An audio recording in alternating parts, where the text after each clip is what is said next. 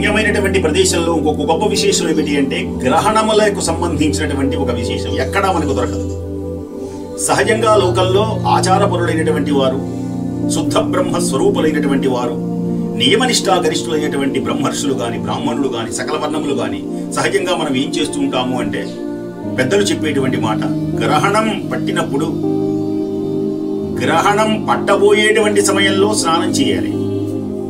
గ్రహణం విడిచేటంత వరకు ఒక నిర్మలమైనటువంటి ప్రదేశంలో కూర్చొని ఆనంద పారవస్యంతో ఆ గురుదేవుడు ఉపదేశించినటువంటి మహామంత్రాన్ని అనుష్ఠానం గనక చేసినట్లయితే మామూలుగా చేసిన దానికంటే 1,000,000 రెట్లు ఫలం వస్తుంది అని మనకు చెబుతారు.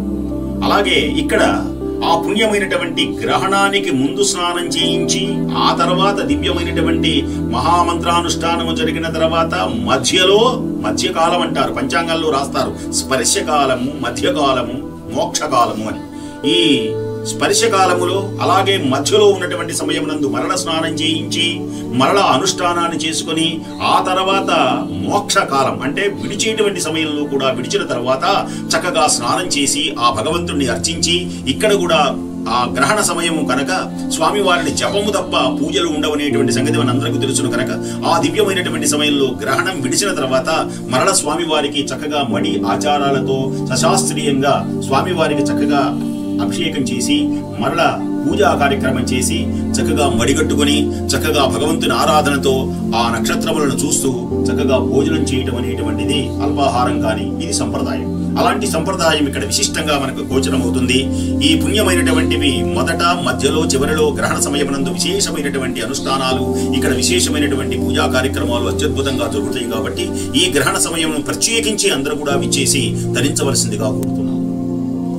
ఇంకొక విశేషం ఏమిటి అంటే గ్రహణ సమయంలో ఏ విధంగా కాళహస్తిలో ఇవి వర్తించవో అక్కడ కూడా కాలసర్ప దోషాలు ఇవన్నీ ఉంటాయి. దోషాలు పోవడానికి ప్రత్యేకించి కాళహస్తి వెళుతూ ఉంటారు. అంత దూరం వెళ్లకుండా ఇక్కడికే రావచ్చు.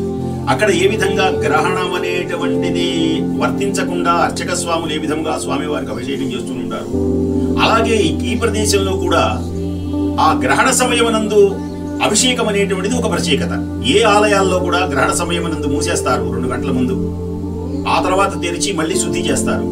ఇక్కడ గ్రహణ సమయమునందు అభిషేకం, గ్రహణం విడిచిన తర్వాత మళ్ళీ శుద్ధిగా సశాస్త్రీయంగా అభిషేకం కూడా జరిగేటువంటి ఒక ప్రత్యేకత ఈ పుణ్యమైనటువంటి ఈ క్షేత్రంలో మనకు దర్శనమిస్తుంది.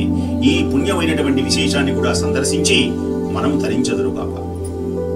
ఇంతవరకు మీరు విన్నటువంటి ఈ ప్రవచనం చేసినటువంటి నా పేరు నోరి నారాయణమూర్తి, తెనాలి. 9440403788 9440403788.